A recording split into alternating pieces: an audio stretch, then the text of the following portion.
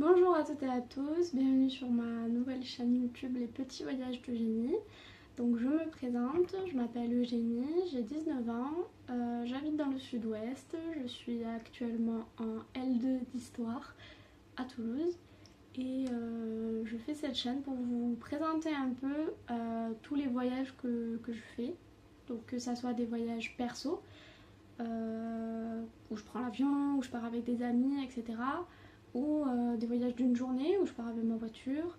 Et encore après, des voyages avec ma famille où je pars en van aménagé. Voilà. Donc la chaîne sera scindée en deux parties, donc les voyages perso et les voyages avec ma famille. J'espère que ça va vous donner envie de partir, vous aussi, et que vous allez pouvoir découvrir tout ce que vous voulez. Voilà. Donc je tenais quand même à préciser que tout ce que je vais dire, tous mes avis, ne sont que des avis personnels et que je comprends bien que certains aient une autre vision des choses, ainsi que certaines personnes qui ont aussi un fourgon vivent autrement. Et n'hésitez pas, si vous avez des conseils, des astuces ou des remarques à faire, à les mettre en commentaire, je lirai ça avec plaisir, il n'y a vraiment pas de problème. Donc aujourd'hui ma vidéo va porter sur mon histoire par rapport au fourgon aménagé. Donc je pense que le premier qu'on a eu c'était en 2005, j'avais 6 ans. Donc vous voyez ça fait... j'ai presque toujours vécu avec un fourgon à la maison. Donc c'était un Volkswagen T3 Joker 16 pouces. Et synchro. Alors je reviendrai sur l'appellation synchro plus tard. Voilà. Donc on a été un peu du coup élevés en nomade avec mon frère parce que nos premiers souvenirs, nos premières vacances, c'était dans ce synchro. Et donc au départ on faisait partie du Synchro Club France. Je vous invite à aller voir leur page Facebook et leur site internet que je vous mets dans la description pour vous faire une idée un peu de ce que c'est. Donc je vais quand même vous expliquer en gros ce que c'est. Donc le Synchro Club France, c'est une association d'amoureux du synchro. Donc qu'est-ce qu'un synchro? C'est une ligne lancée par Volkswagen de T3. Alors il me semble que c'est exclusivement des T3, mais je me trompe peut-être. Voilà, à vérifier. Donc la plupart des synchros que j'ai vus c'était des T3. Donc ce sont donc des camions avec 4 roues motrices, donc qui sont comme un 4x4 en fin de compte. Donc tous ces amoureux du synchro qui en possèdent donc un se réunissent dans un endroit, alors principalement en France, mais c'est déjà arrivé que ce soit à l'étranger, notamment en Espagne, et partent en sortie, donc ça peut être un week-end, 4 jours, une semaine, 2 semaines, suivant là où on va. Donc quand on s'est tous rejoints, on fait des groupes de 4 à 5 camions qui vont se suivre pendant tout le séjour. On a seulement des cartes pour se repérer, une carte pour chaque jour, un circuit pour chaque jour, avec des arrêts et des visites. Donc on part une journée, on a des CB. Donc les CB, ce sont des sortes de talkie-walkie fixes dans le fourgon, donc ça c'est super chouette pour communiquer entre nous. On se met tous sur le même canal et comme ça on communique.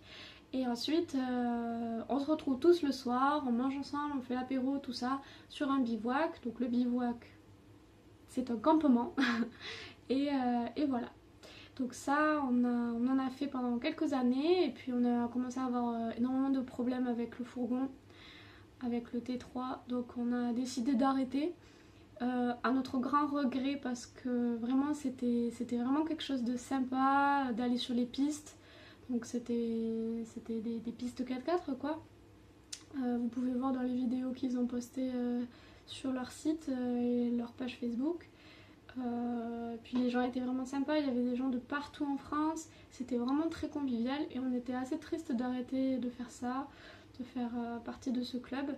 Et puis je pense sincèrement que quand j'aurai assez d'argent et que j'aurai mon propre synchro, parce que je compte en avoir un plus tard, je pense que j'y reviendrai si le club existe toujours parce que c'est vraiment quelque chose de vraiment chouette. Voilà, je leur fais un peu de pub mais c'est vraiment une assoce vraiment cool. Malgré le fait qu'on ait arrêté le Synchro Club, on a quand même continué à voyager en famille.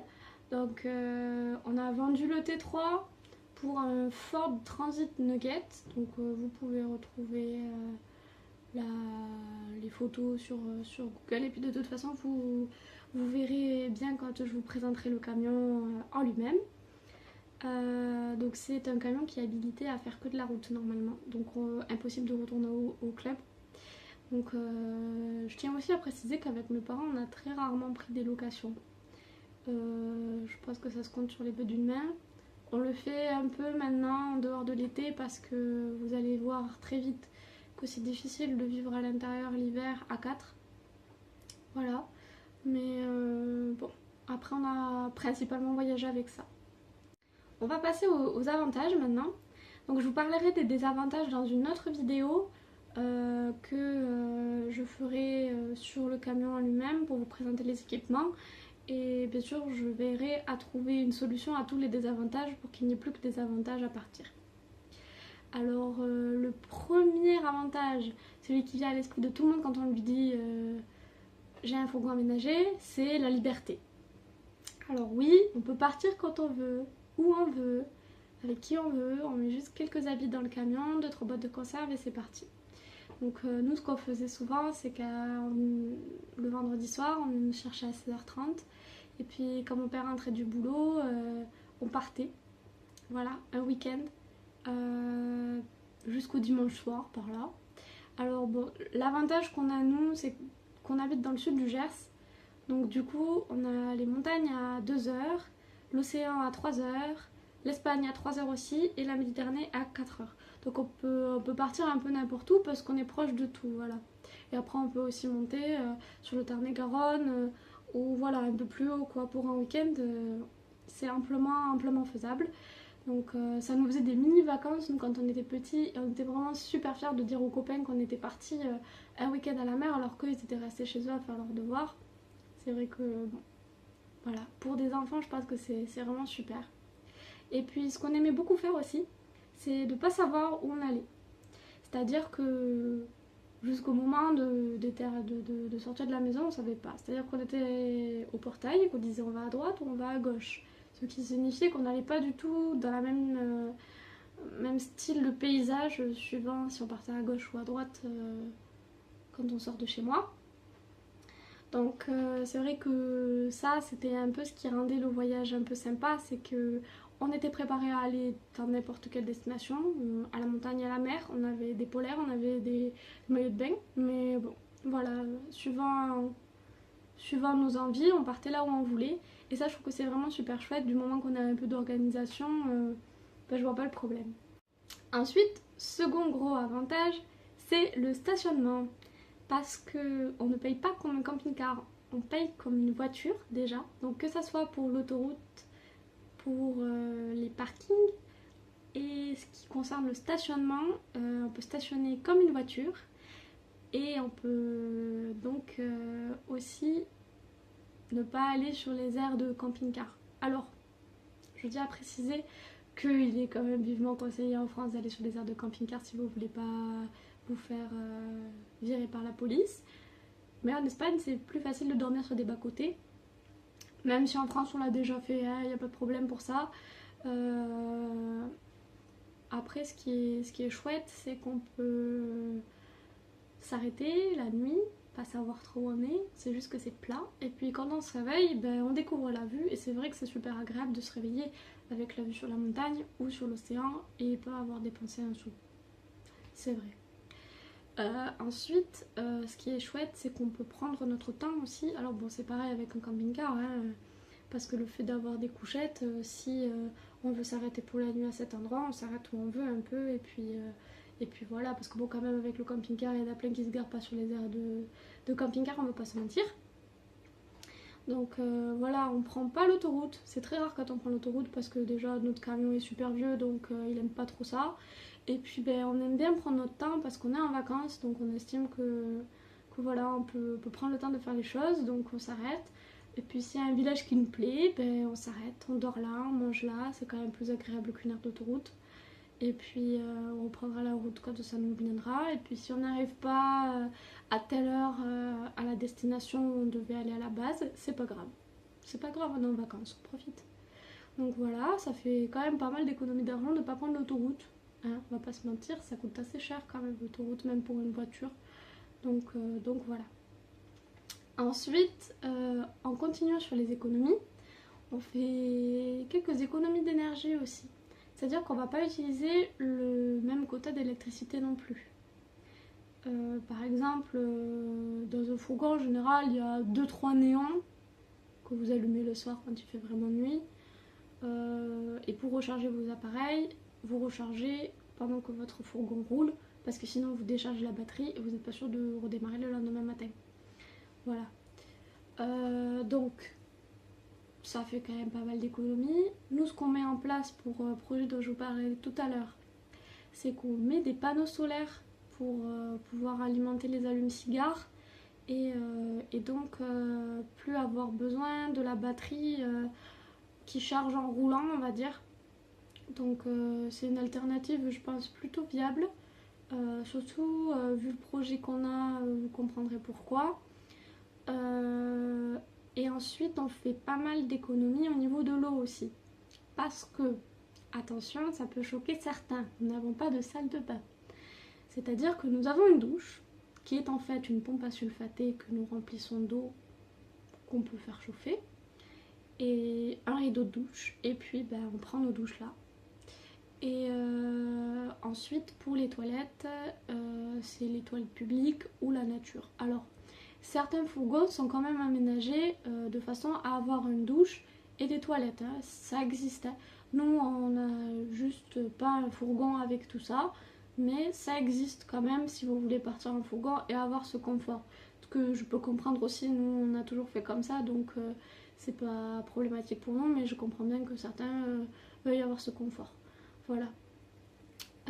Ensuite, ça fait donc quelques économies d'eau, sachant qu'aussi pour la vaisselle, si on peut utiliser l'eau de la ville, on le fait. Pour éviter de taper dans la réserve d'eau qui se trouve dans la citerne et qu'on utilise quand vraiment il n'y a rien autour, quoi. Sinon, vous pouvez avoir aussi, grâce à ça, un gros respect pour la nature. C'est-à-dire que la plupart du temps, nous, on essaie de se garer très loin des gens, très loin des camping-caristes, des touristes, des villes. Si on peut être paumé dans la montagne ou dans un champ, c'est très bien. Donc, ce qui signifie qu'on est en pleine nature, donc on essaye de réduire un maximum les déchets, de tout mettre dans une poubelle et de transporter la poubelle jusqu'au conteneur, de ne pas la laisser là, parce que les petits malins qui laissent les poubelles, on en voit tout le temps.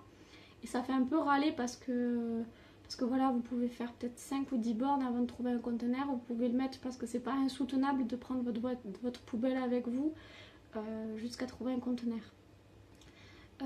Ensuite, chose assez importante, pas faire de feu.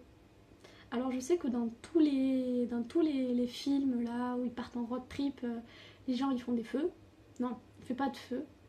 Alors il y en a qui le font quand même. Mais moi je trouve pas ça très respectueux parce que imaginez vous partez le matin, vous avez l'impression que votre feu il est éteint, vous avez mis de l'eau dessus, tout ça, puis en fait finalement il est pas assez éteint et ça prend feu. Est-ce que vous imaginez l'impact que ça va avoir sur vous d'apprendre quelques heures plus tard qu'en fait la forêt dans laquelle vous étiez ou le champ dans lequel vous étiez il a brûlé quoi, parce que vous avez fait un feu. Je sais pas, mais bon, perdre des hectares et des hectares de forêt ou d'herbe parce que vous avez voulu faire un feu et faire comme les autres dans les films. Je trouve ça complètement débile. Il existe des réchauds, des nomadéos, ça prend pas plus de 20 cm de place dans un fourgon. Prenez ça. Nous on fait avec ça et comme ça on est sûr qu'il n'y a pas de risque. Et c'est tout autant agréable de cuisiner dehors. Ensuite, 5e point qui me semble assez important, c'est le rapprochement avec les gens avec qui vous partez. C'est-à-dire que, bon, si, comme mes parents, vous aimez bien vous perdre et aller dans un endroit où il n'y a pas de réseau, où il n'y a pas de wifi, où il n'y a pas de 3G, vous ne pouvez donc pas toucher à votre téléphone. Et donc, ça évite qu'à la fin du repas, vous reprenez votre téléphone et vous partiez dans votre coin, regardez vos vidéos, discutez avec tout le monde, etc. Non, là, ce qui est bien quand vous partez en fourgon comme ça, c'est que vous êtes obligé de déconnecter à un moment donné, de poser votre téléphone et de vivre avec les gens avec qui vous êtes. Donc je vois avec ma famille, on a vraiment un lien assez fort. On discute beaucoup par exemple parce que justement on a eu ces moments de déconnexion où à la fin du repas, en fait on s'est mis à discuter jusqu'à minuit, à se raconter des trucs, des anecdotes, à rigoler. Et je pense que ça c'est magnifique. Et je vois avec mon frère, on a aussi un lien fraternel assez fort parce que justement on a toujours été tous les deux. On n'a jamais eu vraiment de copains de vacances. On n'est pas trop ça, on n'a jamais été en colo ni rien. Et donc on était tout le temps tous les deux. Et c'est vrai que du coup, quand je vois le lien qu'ont certains frères et sœurs à toujours se chamailler et tout, je trouve ça un peu triste. Alors que nous, on s'entend vraiment bien. On est tout le temps là pour rigoler, pour faire des conneries. Enfin bon. Du coup, c'est vrai que le rapprochement est pas négligeable dans les avantages quand même. Ensuite, sixième avantage, qui n'est pas des moindres parce qu'il est quand même relié à la liberté, c'est le fait de pouvoir changer de paysage en une journée. C'est-à-dire que vous vous réveillez, vous êtes dans les Landes, c'est tout plat, vous avez des pains, vous déjeunez, vous allez à la mer, vite fait, hop, vous prenez votre camion et là vous montez dans les Pyrénées, au Pays Basque. C'est beaucoup plus humide, où il y a de la forêt, voilà, où c'est des montagnes. Et puis vous avez totalement changé de paysage en quelques heures. Et c'est magnifique parce que vous faites un voyage. Vous n'êtes pas centré sur un type de paysage, sur quelque chose de particulier. Et je trouve que ça c'est vraiment chouette. Après, on a des gens qui aiment beaucoup bouger. C'est-à-dire que logement plage, ça nous gave assez facilement, on déteste ça. Donc c'est sûr que pour nous, c'est un très très gros avantage de pouvoir changer de paysage comme ça. Et puis dernier avantage, le fait d'être plus débrouillard. Parce qu'on a une manière de vivre, vous l'avez sûrement compris, un peu différente. On n'a pas tout le confort, on doit s'adapter à l'endroit où on est. On doit manger dehors, on doit déplier l'auvent s'il fait soleil ou s'il pleut pour pas se mouiller, ou pour pas attraper une insolation. Voilà, on est dehors à minuit avec nos polaires, on n'a pas le chauffage forcément, enfin on l'a dans le camion pour la nuit l'hiver, mais des fois il chauffe pas bien, ça m'est déjà arrivé d'avoir 4 ou 5 épaisseurs en plus de mon sac de couchage polaire, parce que vraiment il faisait trop froid l'hiver quoi. Donc voilà, il faut savoir s'adapter un peu à l'endroit où on est, et donc ça fait de nous des gens, je pense, un peu plus débrouillards, qui s'adaptent plus facilement, et qui font des choix aussi par rapport à l'espace réduit, parce que on peut pas amener tout ce qu'on veut, on peut pas amener des au cas où sans arrêt dans nos valises, on est obligé de prendre vraiment le strict minimum et de faire avec, et de savoir donc économiser ce qu'on a aussi. Donc je pense que c'est un point assez important qui peut être un désavantage pour certains, mais un très bon avantage dans le fait qu'on a une manière de penser qui va un peu varier aussi, quoi. Voilà. Ensuite, concernant le projet que nous avons, donc avec ma famille, c'est de partir fin août pendant 2 semaines en road trip entre l'Espagne et le Portugal. Donc voilà pourquoi le panneau solaire va beaucoup nous servir, parce que c'est pas des pays où il fait très froid en général et où il y a pas trop de soleil. Donc du coup, on devrait pouvoir choper un peu d'électricité. Donc dans ma prochaine vidéo, je vais vous faire la présentation du camion, des équipements, du fonctionnement. Et dans la vidéo qui suivra, je vous ferai une sorte de vlog, même si, bon voilà, une sorte de vlog avec notre vie comme ça là, en direct on va dire, sans préparation. Et comme ça vous pourrez voir nos galères, les très beaux paysages qu'on va rencontrer, vous donner peut-être envie de partir comme ça, et voir surtout comment fonctionne tout le matériel que je vous aurais présenté dans la vidéo d'avant. Voilà. Donc au niveau de l'itinéraire, donc on a assez changé d'itinéraire par rapport à celui de base. Donc on partirait sur le Pays Basque, espagnol, et puis on descendrait jusqu'à Valladolid, Salamanque, Badajoz, et puis on partirait sur Lisbonne et on remonterait toute la côte portugaise en s'arrêtant quand même plus dans les terres à Coimbra, Viseu, et puis repartir sur Porto. Et puis si on a le temps, mais ça on n'est pas très sûr, partir sur Saint-Jacques-de-Compostelle, parce que vraiment je pense que c'est le truc qu'il faut voir. Et donc voilà, on va se faire ce petit road trip. On sait pas, peut-être que l'itinéraire va changer en fonction du temps qu'on aura, parce qu'on sait pas du tout combien de temps on va passer dans chaque endroit. On n'est pas fixé, on veut pas trop se fixer non plus. C'est bien d'avoir des grandes lignes pour pas s'éparpiller non plus et savoir gérer quand même à peu près son temps, mais en même temps, on va pas faire un itinéraire jour par jour, quoi. Voilà, donc vous pourrez suivre, donc vous par contre jour par jour, notre aventure. Donc on part avec une autre famille et voilà, donc j'espère que ça vous plaira quand même et que ça vous donnera peut-être envie de faire de même. Voilà, donc cette vidéo est terminée. J'espère que vous aurez apprécié. Si vous avez des commentaires, des avis, des astuces, des remarques, tout ce que vous voulez, pour vous mettez dans la barre des commentaires. Vous aimez la vidéo, bien sûr. Je vais faire un peu le blabla de tous les gens qui font des vidéos sur YouTube, mais c'est assez important. Et puis n'hésitez pas à partager la vidéo pour la faire découvrir à d'autres gens, peut-être des gens qui se tâtent pour savoir s'ils commencent cette aventure ou pas. Voilà, donc si vous avez des questions, n'hésitez pas, vous partagez, vous aimez, vous commentez, blablabla. Voilà. Bon, on se retrouve pour la prochaine vidéo avec la visite du fameux Ford Transit Nugget. Et voilà.